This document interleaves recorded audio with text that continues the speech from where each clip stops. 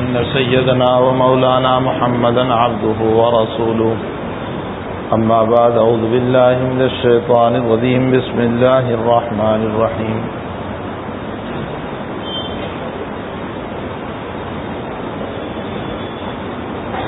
يا أيها الذين آمنوا استعينوا بالصبر والصلاة إن الله مع الصابرين ولا تقولوا لمن يقتل في سبيل الله أموات بل أحياء ولكن لا تشعرون ولنبلونكم بشيء من الخوف والجوع ونقص من الأموال والأنفس والثمرات وبشر الصابرين الذين إذا أصابتهم مصيبة قالوا إنا لله وإنا إليه راجعون أولئك عليهم صلوات من ربهم ورحمة وأولئك هم المهتدون صدق الله العظيم.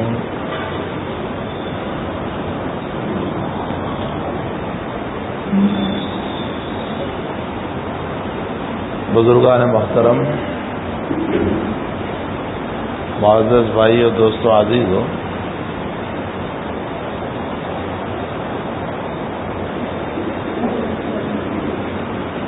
دنیا آنی جانے کا نام ہے.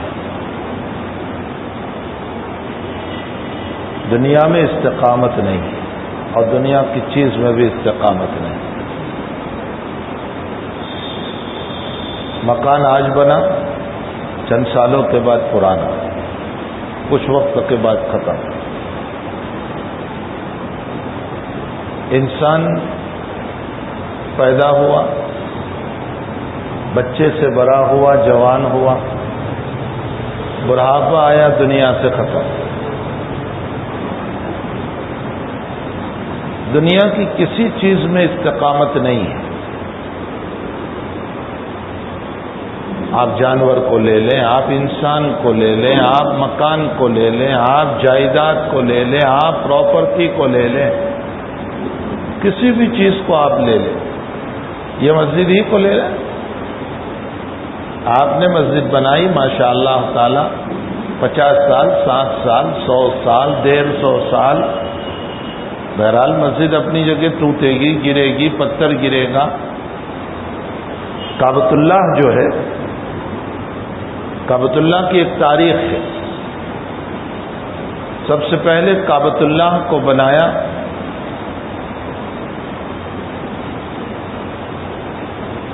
آدم علیہ الصلوۃ والسلام. سب سے پہلے اللہ کے حکم سے پہلے کعبۃ اللہ بنا، اور کعبۃ اللہ کے بننے کے بعد اب تعالی جل شانہ و امن والہ کے حکم سے بیت المقدس بنایا. اور کعبۃ اللہ اور بیت المقدس کے بیچ میں 40 سال کا فاصلہ. خوب سمجھے، آدم نے کعبۃ اللہ بنایا، 40 سال کے بعد بیت المقدس بنایا، اور ان دونوں کے بیچ میں 40 سال کا فاصلہ. پھر نوح علیہ السلام کے زمانے میں طوفان ہوا، فلڈ آیا، سیلاب آیا، اور اس سیلاب کے اندر کعبۃ اللہ گر گیا، بیت المقدس بھی ختم. اللہ کے حکم سے پھر ابراہیم علیہ السلام نے کعبۃ اللہ کو بنایا، اور سلیمان علیہ السلام نے بیت المقدس کو بنایا. تو اس وقت ان کو نہ دیکھیں، مجھے دیکھیں. اپنے ذہن کو منتشر نہ کریں، اللہ اس کے رسول کی بات کو توجہ سے سنیں. یہ تو صبح سے شام تک آپ دیکھتے ہی رہو گے، آپ کے سامنے ہے.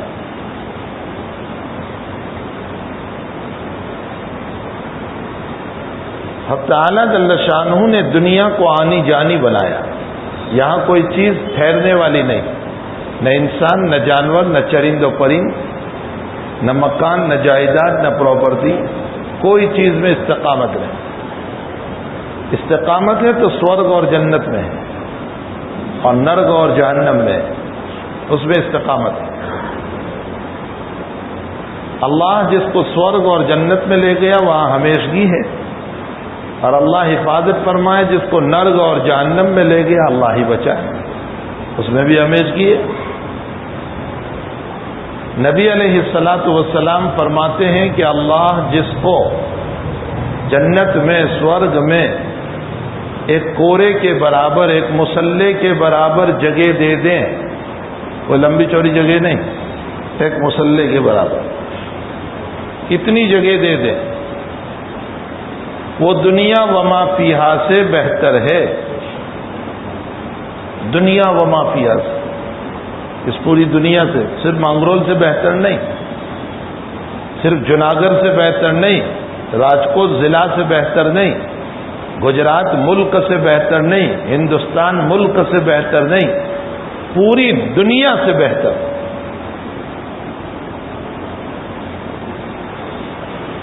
کیوں؟ وجہ کیا ہے؟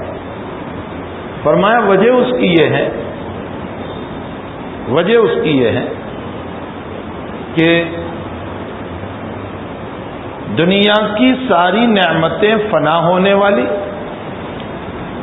اور جنت کی نعمت اور سورگ کی نعمت باقی رہنے والی، تو باقی رہنے والی تھوڑی سی نعمت فنا ہونے والی پوری دنیا کے مقابلے میں سب سے افضل۔ کچھ سمجھ میں بھی آ رہا ہے؟ میں موٹی موٹی ایک دو باتیں سمجھانا چاہتا ہوں۔ دوسری ایک بات سمجھو، ہمارا سب سے بڑا قصور یا غلط سوچ یہ ہے کہ ہم نے اپنے معاملات کو، اپنے حالات کو، اپنی پریشانیوں کو عبادتوں سے جوڑا۔ یہ بہت بڑا دھوکہ ہے۔ اسی لیے اچھا خاصا دیندار انسان یوں کہتا ہے کہ مولانا میں تہجد پڑھتا ہوں پھر بھی میرے گھر میں بیماری، مولانا میں 5 وقت کا نمازی ہوں پھر بھی میرے گھر میں پریشانی، مول صاحب میں خوب جماعتوں میں چلتا ہوں تو بھی میرے گھر میں پریشانی، میں دین کی خوب خدمت کر رہا ہوں تو بھی میرے گھر میں پریشانی، میں صدقہ کرتا ہوں، میں خیرات کر رہا ہوں تو بھی میرے گھر میں پریشانی۔ میرے بھائیوں، ہم نے اپنے حالات کو عبادات سے جوڑا۔ اگر عبادت کی بنیاد پر حالات نہ آتے، مصیبتیں نہ آتی، تو محمد الرسول اللہ صلی اللہ علیہ وسلم سے افضل عبادت کرنے والا کوئی نہیں تھا۔ آپ بتائیں نبی سے بڑھ کر عبادت کرنے والا؟ وہ رات میں جب تہجد پڑھتے تھے تو 1 رکعت میں سورہ بقرہ، آل عمران اور سورہ نساء، یہ 3 یعنی 6 پارے پڑھتے تھے۔ میرے اور آپ کے بس میں ہے؟ نہیں، ہم نہیں پڑھ پائیں گے۔ بلکہ اگر امام صاحب نے فجر میں تھوڑی سی لمبی قرات کر دی تو کل سے نوٹس ملے گی کہ لمبی قرات نہیں، شارٹ کرو۔ حضرت کا قیام اتنا لمبا اور سجدہ اتنا لمبا، اتنا لمبا، اتنا لمبا کہ عائشہ صدیقہ رضی اللہ تعالیٰ عنہ فرماتی ہے کہ میں کبھی کبھی مجھے یہ شبہ ہوتا تھا کہ حضرت سجدے میں پاؤں بھی نہیں ہلاتے تھے، ہاتھ بھی نہیں ہلاتے تھے، تو مجھے خدشہ ہوتا تھا کہ کہیں روح تو نہیں نکل گئی، تو میں پاؤں میں ذرا سی گلگلی کرتی تھی تو حضرت پاؤں ہلاتے تھے، اس سے میں سمجھ جاتی تھی کہ حضرت حیات ہے۔ یہ آپ کی تہجد ہے۔ علماء نے لکھا ہے کہ ساری دنیا کے اربوں خربوں سجدوں کو ملا لو، نبی کے ایک سجدے کا مقابلہ نہیں ہو سکتا۔ اس سجدے میں جو اخلاص تھا، میرے آپ کے سجدے میں اخلاص تھا۔ اور سجدہ وہ چیز ہے کہ سجدے کے عالم میں انسان اللہ سے قریب ہوتا ہے۔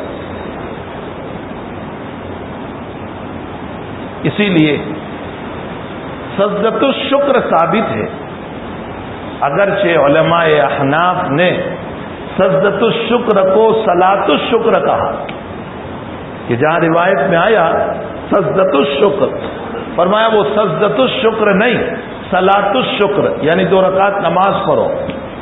لیکن اگر حدیث کو دیکھا جائے تو سجدۃ الشکر ثابت ہے، صرف سجدہ، کہ اگر اللہ نے کوئی نعمت دی فوراً سجدے میں اللہ کے سامنے گر جاؤ، بلکہ سجدے میں جا کر اللہ سے دعائیں کرو. لیکن ایک غلط طریقہ ہمارا یہ ہے کہ جب ہم سجدے میں جاتے ہیں تو یوں ہاتھ کر کے رکھ کر دعا کرتے ہیں. یہ نہیں، سجدے کی حیت پر ہاتھ رکھو اور پھر اسی حالت میں دعا کرو، بندہ اللہ سے قریب ہوتا ہے. اسی طرح قیام جب کرتا ہے نا، قیام، تو فقہائے احناف کا مسلک یہ ہے کہ قیام میں اللہ سے قریب ہوتا ہے. ہمارے بزرگوں نے فرمایا لڑتے کیوں ہو بھائی کہ قیام میں قریب ہوا یا سجدے میں قریب ہوا؟ دونوں ہی حدیث شریف میں ہے. قیام میں بھی قریب ہوا، ان العبد یناجی ربہ، اپنے رب سے باتیں کر رہا ہے. سجدے میں ان العبد یتقرب الی اللہ تعالی بالسجود، قریب ہو گیا. فرمایا جھگڑنے کی، بحث کرنے کی، اختلاف کی ضرورت نہیں ہے. قیام کرنا یہ مالک کے سامنے حضوری اور نیاز مندی کی باتیں کرنا ہے، اور سجدہ کرنا یہ اپنے رب کی قدم بوسی ہو رہی ہے. تو یہ بھی صحیح، یہ بھی صحیح، دونوں صحیح ہے اپنی جگہ، اور دونوں ہی میں بندہ اللہ سے قریب ہو جاتا ہے. تو بھائی حالات کی، عبادتوں کی بنیاد پر اگر حالات نہ آتے تو نبی کریم صلی اللہ علیہ وسلم سے بڑھ کر عبادت کرنے والا کوئی نہیں. آپ سے بڑھ کر سجدے کرنے والا، نمازیں پڑھنے والا، خشوع اور خضوع کرنے والا، روزے رکھنے والا، خیرات کرنے والا. ہاں خیرات، حضرت فرماتے ہیں اگر اللہ میرے لیے احد پہاڑ کو سونا بنا دے، احد پہاڑ کو، فرمایا 3 دن نہیں گزریں گے کہ میں سب تقسیم کر دوں گا سوائے 1 دینار کے، وہ میرے قرض کو ادا کرنے کے لیے رہنے دوں گا. 2 باتیں فرمائی، قرض کی اہمیت بھی بتائی کہ قرض کو سر پر نہ رکھو، اور خرچ اور صدقہ اور خیرات اور دان کرنے کا طریقہ بھی بتایا. انسان اپنے پیٹ کے لیے تو بہت کچھ کرتا ہے، اپنے پیٹ کے لیے بہت کرتا ہے، دوسروں کے لیے کرے تو کچھ کمال ہوگا. قرض بہت بری چیز ہے، بہت بری چیز ہے. آج امت قرض میں مبتلا ہے. یہ قرض میں مبتلا کیوں ہوئی؟ اپنی طاقت سے زیادہ فضول خرچی میں گئے. شادیوں میں فضول خرچی، کاروبار میں فضول خرچی، سود اور انٹرسٹ اور بیاج پر مال لینا، اور پھر اسی میں ڈوبتا چلا گیا، اسی میں گرتا چلا گیا. امت قرض میں مبتلا ہے. اللہ کے نبی علیہ السلام کی بہترین دعا یاد رکھو، اللہم انی اعوذ بک من المعثم والمغرم. اے اللہ میں گناہوں کے بوجھ سے پناہ چاہتا ہوں، گناہوں کا بوجھ. اور صحابہ نے فرمایا مغرم، فرمایا قرض کا بوجھ. قرض بہت بری چیز ہے. القرض مقراض المحبت، قرض جو ہے نا وہ محبت کو کاٹ دیتی ہے، آپس کی محبت ختم قرض کی وجہ سے. بلا وجہ اپنے سروں پہ قرض نہ لو، اپنی چادر سے زیادہ پاؤں نہ پھیلاؤ، اپنی شادیوں کو مختصر کرو، پیسہ بچاؤ، تمہاری اولادوں کو کام آئے گا، تمہاری ضرورتوں میں کام آئے گا، کسی اور بچوں کی شادی میں کام آئے گا، کسی حاجت اور ضرورت مند اور فقیر کی بیوہ کی ضرورتیں پوری ہوگی، کوئی بیمار کا آپ علاج کراؤ گے. شادی میں کھایا پیا ختم ہو گیا. ہمارے حضرت قاری طیب صاحب رحمۃ اللہ علیہ فرمایا کرتے تھے کہ اچھے سے اچھا کھلا دو لیکن پھر بھی جانے والا عیب نکال کر جائے گا. شادی میں اچھے سے اچھا کھلاؤ، پھر بھی جانے والا عیب نکال کر جائے گا. کچھ نہیں تو آخر میں کہے گا پانی برابر ٹھنڈو نہیں ہوتا، کچھ نہیں ملے گا تو یہ کہے گا پانی ٹھنڈا نہیں تھا، عیب ضرور نکالے گا۔ حضرت قاری صاحب نے ایک واقعہ نقل کیا ہے کہ پرانے زمانے میں بیل گاڑوں سے بارات جاتی تھی، اب تو ماشاءاللہ کاریں اور شاندار کاریں ہیں، پہلے زمانے میں بیل گاڑوں سے جاتی تھی۔ تو جب واپس ہو رہی تھی بارات تو آتے وقت تو یوں ڈھلوان جگہ تھی اترنے کی، تو جلدی جلدی بیل گاڑے چلے، جاتے وقت اب چڑھنا تھا تو بیل گاڑے چڑھ نہیں رہے تھے، تو کہا بھائی دیکھو ہمارے سمدھی نے، ویوائی نے، بچی کے ماں باپ نے کچھ فاورے تگارے دیے ہیں کہ نہیں، کچھ کدال ادال دیا ہے کہ نہیں، تاکہ ہم یہ کھودتے ہوئے اپنے بیل گاڑوں کو چرائیں۔ اب وہ کون دے گا اس کو فاورا اور کدال، اور یہ کون دے گا؟ تو کہا کچھ نہیں دیا۔ تو کہا ظالم نے دیا تو کیا دیا، بس ہم پر ظلم کیا کہ بچی دے کر ہمارا بوجھ بن گیا۔ کبھی تعریف نہیں ہوگی، تم سونے کا لقمہ کھلا دو اور معاف فرمائے، کڑوی بات ہے لیکن میں عرض کروں آج ہماری زبانیں سانپ سے زیادہ ڈنکیلی ہے، ڈنک مارتی ہے، تانوں سے، بری باتوں سے۔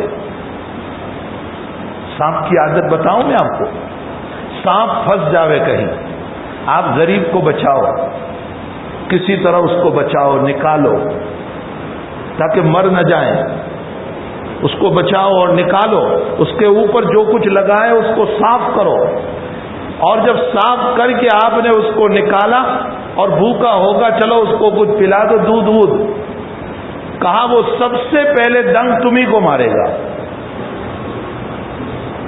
جو انسان اپنے محسن کو دستا ہے وہ انسان نہیں ہو سکتا، وہ سانپ کی صفت ہے۔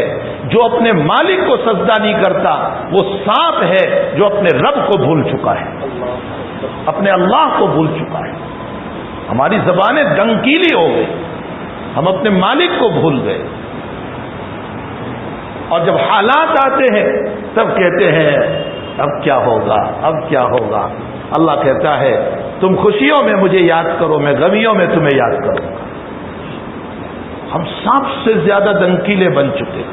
اپنی زبان تانے والی نہ بناؤ، محبت والی بناؤ، پیار والی بناؤ، ہمدردی والی بناؤ، ایک دوسرے کے کام آؤ۔ تو دیکھو فضول خرچی اور اسراف سے اپنے آپ کو بچاؤ، بہت بری بات ہے۔ اپنے سروں پہ قرض نہ لو، جتنی ضرورت ہے پیسے ہیں اسی کے مطابق چادر پھیلاؤ، نہ اپنی شادیوں میں، نہ اپنے کاروبار میں، نہ اپنے مسائل میں بہت زیادہ قرض اپنے سروں پر نہ لو، ورنہ پھر کیا ہوگا۔ اللہ کے نبی علیہ السلام فرماتے ہیں کہ میں قرض سے پناہ چاہتا ہوں۔ پھر لوگ کیا کرتے ہیں، سوسائڈ، خودکشی، آبگھات، سروں پر بوجھ لے کر آبگھات۔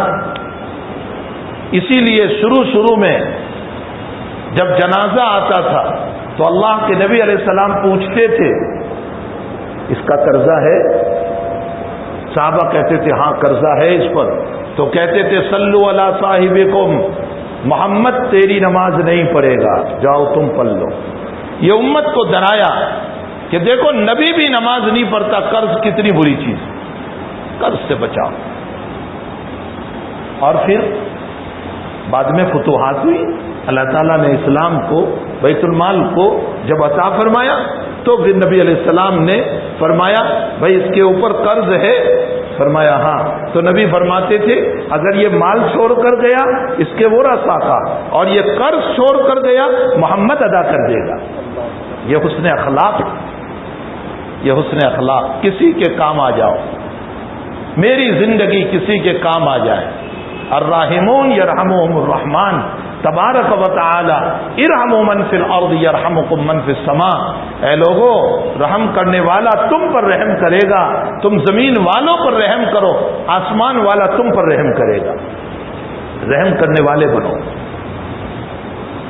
تو بہرحال میں یہ کہہ رہا تھا نبی سے بڑھ کر عبادت کرنے والا کوئی نہیں، آپ سے بڑھ کر دائی کوئی نہیں، آپ سے بڑھ کر روزہ رکھنے والا کوئی نہیں، آپ سے بڑھ کر سخاوت کرنے والا کوئی نہیں، آپ سے بڑھ کر تہجد گزار کوئی نہیں۔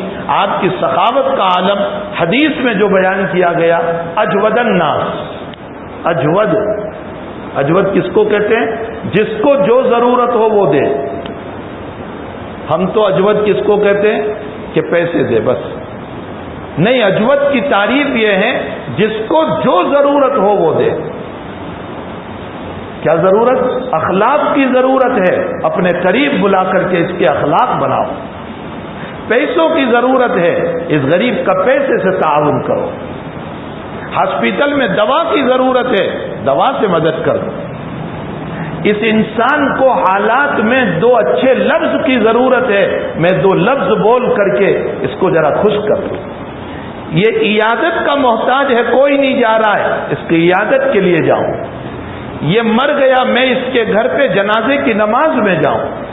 جس کی جو ضرورت ہو وہ پوری کرو، اس کا نام جود ہے۔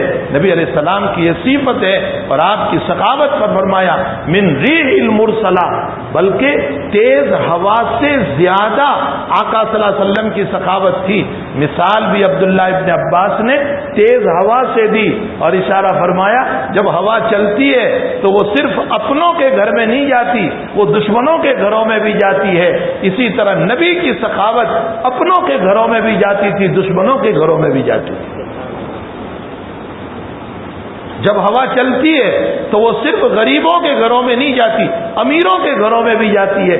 نبی کی سخاوت یہ غریبوں کے گھروں میں بھی جاتی تھی، امیروں کے گھروں میں بھی جاتی تھی۔ یہ آپ صلی اللہ علیہ وسلم کی صفت ہے۔ تو بھائی، آپ سے بڑھ کر عابد، زاہد، تقوی، پرہیزگاری، متقی کوئی نہیں۔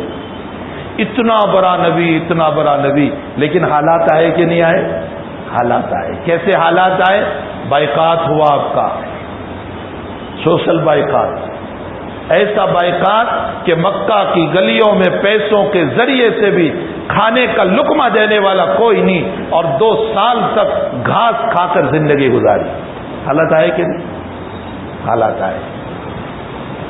آپ کے خلاف قتل کی سازش ہوئی، آپ کو اپنا احب الاوطان، وطنوں میں سب سے زیادہ محبوب وطن جہاں اللہ کا گھر تھا، اس کو چھوڑنا پڑا، ہجرت کر کے جانا پڑا وہاں سے۔ حالات آئے کہ نہیں آئے؟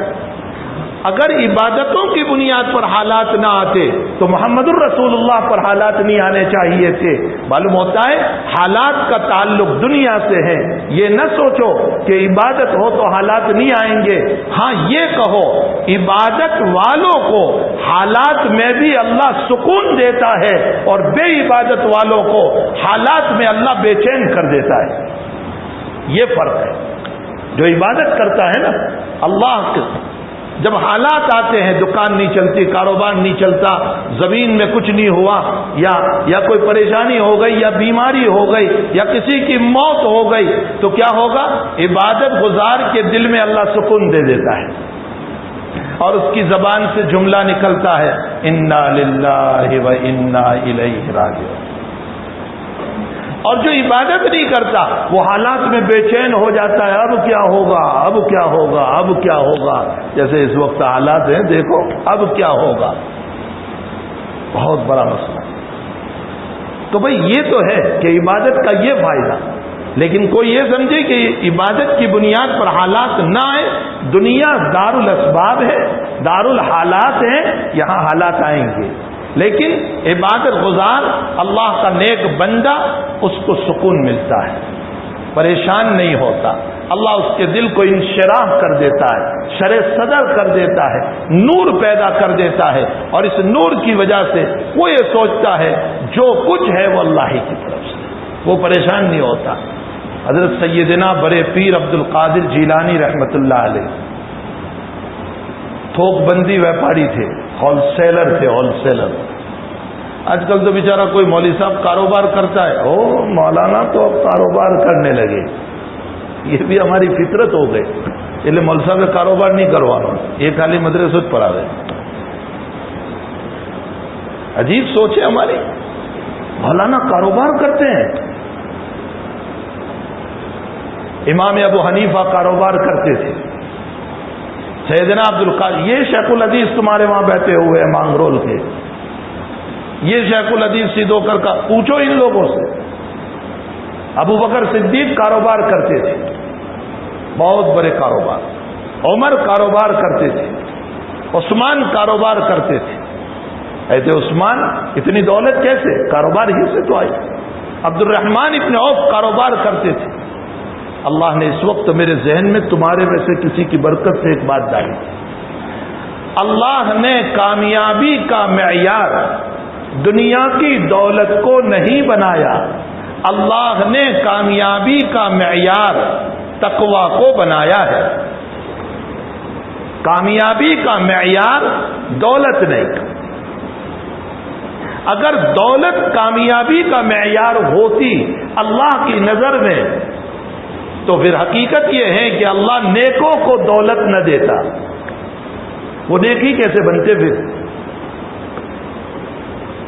تقوی اصل کامیابی کا معیار ہے۔ اگر بادشاہت کی شکل میں تقوی ہے تو وہ اللہ کا ولی ہے۔ سلیمان علیہ الصلوۃ والسلام نبی بھی ہے، بادشاہ بھی ہے، اور وہ بادشاہت کہ ہوا پر بھی حکومت، جنوں پر بھی حکومت، جنوں پر عفریت من الجن انا آتیک بہ قبل ان یرتد الیک طرفک۔ سلیمان علیہ الصلوۃ والسلام بلقیس کے تخت کو اٹھوا کر منگواتے ہیں تو جنوں سے کہتے ہیں کون لے کر کے آ جائے اس کو جلدی سے۔ کوئی جن کہتا ہے 1 دن میں لے آؤں، آدھے دن میں لے آؤں، 2 گھنٹے میں لے آؤں، 1 گھنٹے میں لے آؤں۔ عفریت نامی ایک جن، بہت بڑا جن، اس نے کھڑے ہو کر کہا بادشاہ سلامت، اللہ کے پیغمبر اور نبی اے سلیمان علیہ الصلوۃ والسلام، مجھے حکم دیجئے، آپ آنکھ کھولیں گے اور بند کریں گے، اتنے میں زلیخا کا تخت لے آؤں گا۔ عفریت من الجن، میں نہیں کہتا ہوں، قرآن کہہ رہا ہے، انا آتیک بہ قبل ان یرتد الیک طرفک فلما رآہ مستقرا۔ ہاں وہ لے آیا، وہ لے آیا۔ تو بادشاہت ایسی ہے کہ انسانوں پر تو حکومت، جنوں پر بھی حکومت، ہواؤں پر بھی حکومت، پرندوں پر بھی حکومت۔ فقال ما لی لا اری الہدہد ام کان من الغائبین۔ ارے وہ ہدہد نامی پرندہ کہاں گیا؟ ہدہد دیکھا ہے تم نے؟ لمبی سی چونچ ہوتی ہے، کبوتر کی طرح ہوتا ہے، لمبی سی چونچ ہوتی ہے، اپنے وہاں اس کو لکر بھور بھی کہتے ہیں، لمبی سی چونچ ہوتی ہے، یہ ہدہد ہے۔ فرمایا حاضری ہدہد کی نہیں ہے، پرندوں کی حاضری لے رہے ہیں، پکشیوں کی حاضری کا، وہ غائب ہے، چھٹی نہیں لی اس نے، پٹائی کروں گا یا مدرسے سے خارج کروں گا اس کو اگر صحیح عذر نہیں بتایا۔ اور اسی نے آ کر بتایا کہ اللہ کے نبی ایک دوسری حکومت ہے زلیخا نام کی، اور پھر حضرت سلیمان علیہ السلام نے اسی کے ہاتھ خط دے کر کے روانہ کیا۔ اتنا بڑا حاکم وقت، بادشاہ وقت، لیکن تقوی تھا، اللہ کا نبی ہے۔ داؤد علیہ السلام بادشاہ ہے، اللہ کے نبی ہے۔ حضرت عثمان رضی اللہ تعالیٰ عنہ دولت کے خزانے ہیں مگر تقوی ہے، اللہ کے ولی ہے۔ عبد الرحمن ابن عوف رضی اللہ تعالیٰ عنہ اتنا بڑا مالدار، اتنا بڑا مالدار کہ اس وقت ولد کے 22 مالدار ہے پوری دنیا میں، ابھی 22 مالدار۔ یہ 22 مالدار عبد الرحمن ابن عوف کے جیب میں آ جائیں گے۔ اتنی دولت عبد الرحمن ابن عوف کو دی تھی، شاید ہم نہیں دیکھ پاتے، ہم جیسے ہوتے تھے، کیونکہ ہمارے دل تو بہت چھوٹے ہیں نا، مول صاحب کو نہیں دیکھ پاتے تو عبد الرحمن کو کیسے دیکھتے؟ یہ تو بہت مالدار ہے عبد الرحمن تو۔ اتنی دولت کہ وفات کے وقت، موت کے موقع پر اربوں درم اور دینار چھوڑ کر گئے، لیکن ان تمام دولتوں کے باوجود، ان تمام مالداریوں کے باوجود اس زمین پر میرا نبی یہ کہہ رہا ہے کہ میرے 10 صحابہ کو میں اس زمین پر جنت کی بشارت سناتا ہوں، اس میں یہ عبد الرحمن بھی۔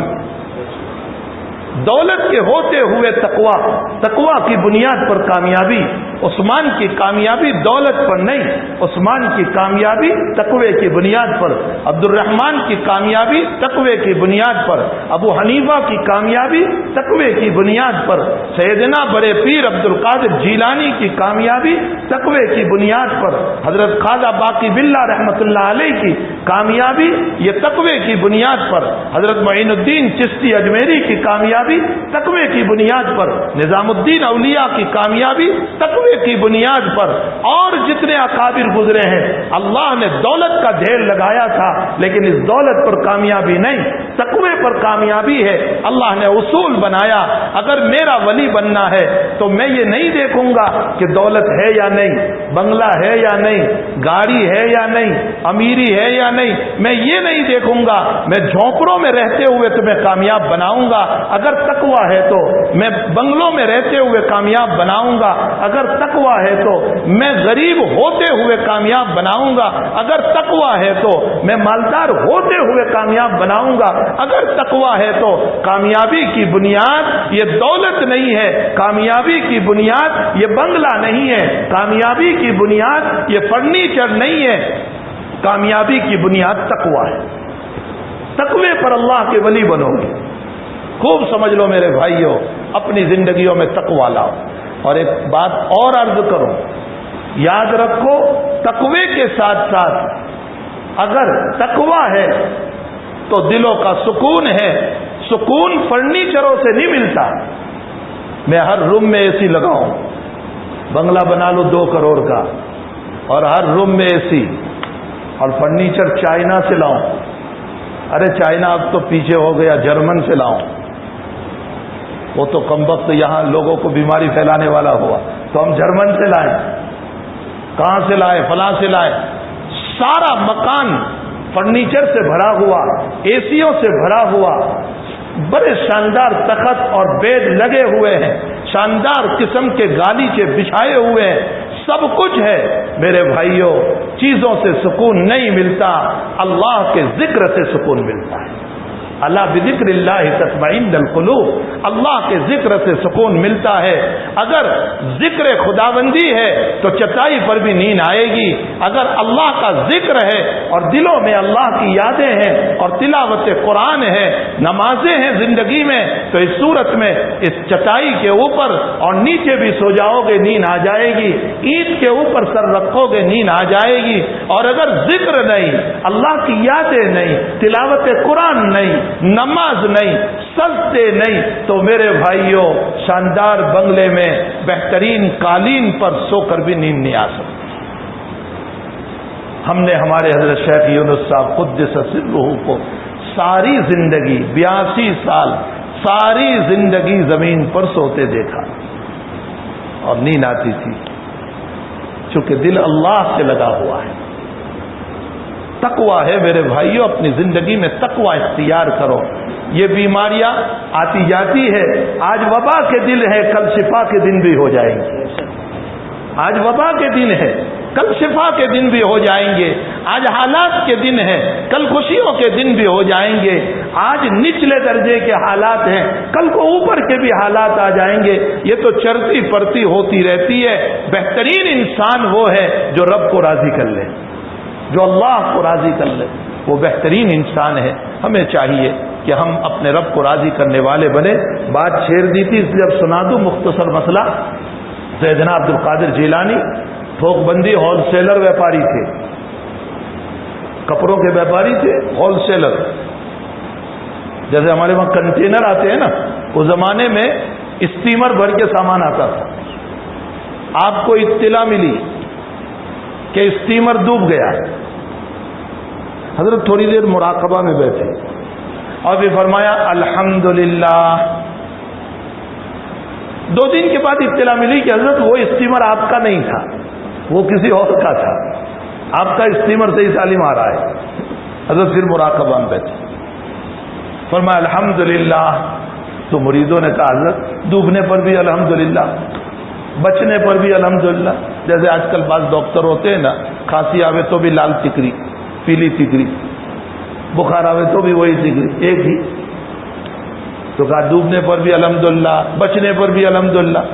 فرمایا میرے پیارو، میں نے ڈوبنے پر بھی نہیں پڑا، بچنے پر بھی نہیں پڑا، میں نے الحمدللہ اس پر پڑا کہ جب تم نے مجھے اطلاع دی کہ وہ اسٹیمر ڈوب گیا، مال غرق ہو گیا، تو میں نے اپنے دل کو دیکھا کہ کہیں غم کی وجہ سے اللہ کی یادوں سے غافل تو نہیں ہو گیا۔ الحمدللہ میرا دل اللہ کی یادوں میں لگا ہوا تھا، اور جب بچنے کی اطلاع آئی پھر میں نے اپنے دل کو دیکھا کہ خوشیوں میں اللہ کو بھول تو نہیں گیا، میرا دل اللہ کی یادوں میں لگا ہوا تھا۔ میں نے الحمدللہ نہ ڈوبنے پر پڑا نہ بچنے پر پڑا، یاد خداوندی پر پڑا ہے۔ یہ ہیں ہمارے حالات، ہمارے اکابر کے حالات، ہمارے بزرگوں کے حالات، ہمارے صالحین کے حالات، ہمارے نیکوں کے حالات۔ ہمیں چاہیے کہ ہم ان کی اتباع کریں۔ اللہ ہم سب کو ان کی اتباع نصیب فرمائے۔ وصلی اللہ علی النبی الکریم برحمتک یا ارحم الراحمین۔ الحمد لله نحمده ونستعينه ونستغفره ونؤمن به ونتوكل عليه ونعوذ بالله من شرور أنفسنا ومن سيئات أعمالنا، من يهده الله فلا مضل له ومن يضلله فلا هادي له، ونشهد أن لا إله إلا الله وحده لا شريك له، ونشهد أن سيدنا مولانا محمدا عبده ورسوله، أما بعد، أعوذ بالله من الشيطان الرجيم، بسم الله الرحمن الرحيم، يا أيها الناس اتقوا ربكم الذي خلقكم من نفس واحدة وخلق منها زوجها وبث منهما رجالا كثيرا ونساء واتقوا الله الذي تساءلون به والأرحام إن الله كان عليكم رقيبا، وقال تعالى يا أيها الذين آمنوا اتقوا الله حق تقاته ولا تموتن إلا وأنتم مسلمون، وقال تعالى يا أيها الذين آمنوا اتقوا الله وقولوا قولا سديدا يصلح لكم أعمالكم ويغفر لكم ذنوبكم ومن يطع الله ورسوله فقد فاز فوزا عظيما، وقال النبي صلى الله عليه وسلم تزودوا الودود الولود فإني أباهي بكم الأمم يوم القيامة، وقال النبي صلى الله عليه وسلم تنكح المرأة لأربع لمالها ولحسبها ولجمالها ولدينها فاظفر بذات الدين تربت يداك، وقال النبي صلى الله عليه وسلم وأنا أتزوج النساء فمن رغب عن سنتي فليس مني، أو كما قال عليه الصلاة والسلام، صدق رسول اللہ صلی اللہ علیہ وسلم۔ دیکھو میں پانچوں دلہا کو ایک نصیحت کرتا ہوں، مجمع کو جو کہنا تھا وہ کہہ دیا، آپ پانچوں سن لیں۔ پہلی بات یہ ہے سنت سمجھ کر نکاح کریں، یہ نبی کی سنت۔ فائدہ کیا ہوگا؟ اگر آپ کہو کہ میں نے قبول کیا اور نیت نہیں کی تو نکاح تو ہو گیا، لڑکی لڑکا حلال ہو گیا، لیکن یہ عبادت اور سنت کا ثواب نہیں ملے گا۔ تو ثواب لینا ہے نہیں، بھائی نکاح بھی ہو جائے، لڑکی بھی آ جائے، کھجور بھی مل جائے مفت کے اور ثواب بھی مل جائے، کتنی اچھی بات ہے۔ لڑکی تو آنے ہی والی ہے لیکن ثواب بھی ملے گا، اس لیے نیت کرو کہ ہم نبی کی سنت کو ادا کر رہے ہیں۔ نمبر 2، آئندہ سے ہم اپنے بدن کی آنکھوں کی حفاظت کریں گے۔ جب اللہ تعالیٰ نے ہم کو اپنی خواہشات پوری کرنے کے لیے حلال چیز عطا فرمائی تو حرام میں کیوں جائیں، ناجائز میں کیوں جائیں؟ ان آنکھوں سے جب ہم کسی اجنبی عورت کو، لڑکی کو دیکھتے ہیں تو یہاں سے گناہ کی ابتدا ہوتی ہے، پھر دماغ سوچتا ہے، پھر یہ زنا کرتا ہے۔ سنو ایک مسئلہ، یہ سارا مجمع سنیں، میں میری بیوی کا ہاتھ پکڑ رہا ہوں یا ملاقات و مجامعات کر رہا ہوں اور نیت یہ کر رہا ہوں کہ یہ فلانی میری محبوبہ ہے، سوچ یہ رہا ہوں، ہے تو میری بیوی لیکن سوچ رہا ہوں کہ یہ میری محبوبہ ہے، میری گرل فرینڈ ہے، تو اپنی بیوی کا ہاتھ ہوتے ہوئے اپنی بیوی سے مجامعات کرتے ہوئے بھی زنا کا گناہ ہوگا۔ غلط خیالات نہ لائیں، کبھی بھی اپنے دماغ میں غلط، اس کو پاک صاف رکھیں۔ اور بنیاد اس کی کیا ہے؟ وہ موبائل، وہ گندی تصویریں، وہ جو تصویریں دیکھتے ہیں نا اس سے یہ دماغ پھرتا ہے، پھر تو اس سے اپنے آپ کو بچائیں۔ 2 باتیں۔ تیسری بات، اللہ آپ لوگوں کو اولاد صالح عطا فرمائیں۔ نیت کرو پہلے ہم اس کو دین پڑھائیں گے پھر ساری دنیا پڑھائیں گے۔ پہلے دین، پہلے اس میں اللہ اللہ کا رسول پھونکو، اس کے بعد چاہے لائر بناؤ، انجینئر بناؤ، ڈاکٹر بناؤ، جو چاہے بناؤ، لیکن پہلے اللہ اس کا رسول ہونا چاہیے۔ یہ 3 نصیحتیں ہمارے حضرت شیخ یونس صاحب جب بھی نکاح پڑھاتے تھے تو دلہا کو نصیحت کرتے تھے. میں نے بھی حضرت کی اتباع میں آپ لوگوں کو یہ نصیحت کر دی. فیضان حنیف، حافظ فیضان کون ہے؟ وکیل اس میں حافظ، اچھا نانا ہے. ایسا آپ نے فرحانہ کی ذات سے اجازت لی تو فرحانہ کی ذات کو حافظ فیضان حنیف کے نکاح میں کیا مہر ہے؟ 5,000 روپے نقد مہر کے عوض آپ نے بیوی بنا کر دیا. حافظ فیضان جناب حاجی داؤد صاحب نے اپنی موکلہ اور اپنی بیٹی اور اپنی نور نظر اپنی لبت جگر فرحانہ کی ذات کو 5,000 روپے نقد مہر کے عوض تمہاری بیوی بنا کر دیا. تم نے قبول کیا؟ بارک اللہ لکما بارک اللہ علیکما وجمع بینکما بالخیر. الحمدللہ رب العالمین والعاقبۃ للمتقین والصلاۃ والسلام علی سید الانبیاء والمرسلین وعلی آلہ وصحبہ اجمعین. اللهم الف بینہم کما الفت بین ازواج النبی صلی اللہ علیہ وسلم والنبی صلی اللہ علیہ وسلم. اللهم الف بینہم کما الفت بین ابراہیم وسارہ وہاجر علیہم الصلاۃ والتسلیم. اے اللہ ان جوڑوں میں محبت عطا فرما، جانبین سے خوب محبت عطا فرما، ایک دوسرے کے دلوں کو محبت سے بھرپور فرما. اے اللہ ان خاندانوں میں محبت عطا فرما، ان کے چمن کو خوشیوں سے آباد فرما، ان کی زندگی کو خوش و خرم فرما، ان سب کو اولاد صالح عطا فرما. اللہ ان سب کو اولاد صالح عطا فرما، اللہ ان سب کو اولاد صالح عطا فرما. اے الہ العالمین جتنے لوگ اپنی جوان اولادوں کو لے کر بیٹھے ہوئے ہیں اللہ ان کے نکاح کا انتظام فرما، غیب سے ان کے نکاح کی شکلیں اور صورتیں پیدا فرما، رکاوٹوں پریشانیوں کو ختم فرما. اے اللہ ہماری اولادوں کے بگڑنے پھسلنے سے حفاظت فرما، غلط راستوں سے حفاظت فرما. اللہ ماں باپ کی آبرو عزت کی حفاظت فرما، اولادوں کو اپنے ماں باپ کی وفاداری کی توفیق عطا فرما، اپنے ماں باپ کی اتباع کی توفیق عطا فرما. اللہ ماں باپ کو اپنے اولاد کی اصلاح تربیت کرنے کی توفیق عطا فرما. اے الہ العالمین اس مجمع کی مغفرت فرما. اے اللہ سب کی ضرورتوں کو دست غیب سے پورا فرما. اے اللہ ہماری دعاؤں کو اپنے فضل و کرم سے قبول فرما. وصلی اللہ علی نبی الکریم برحمتک یا ارحم.